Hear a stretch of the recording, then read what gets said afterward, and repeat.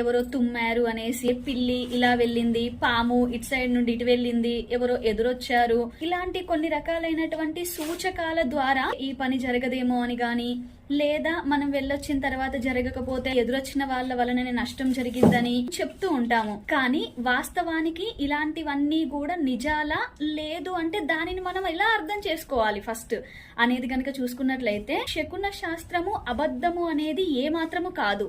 ఏవైతే శకున శాస్త్రంలో తెలియజేయబడ్డాయో అంశాలు, మరి అలాంటివి గనక ఎదురొచ్చినాయి అన్నప్పుడు వాళ్ళ వలన మనకు నష్టం జరిగింది అని కాదు.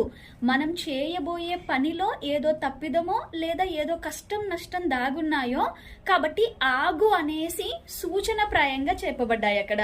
మరి అలాంటప్పుడు వాటిని కాదని వెళ్ళింది మనము, కాబట్టి దీని వల్ల నష్టం జరిగింది మనకి. దీనిని మనం ఇలా గుర్తించాలి గాని అవతలి వాళ్ళ మీద నెగటివిటీ ఒపీనియన్ తో కాదు.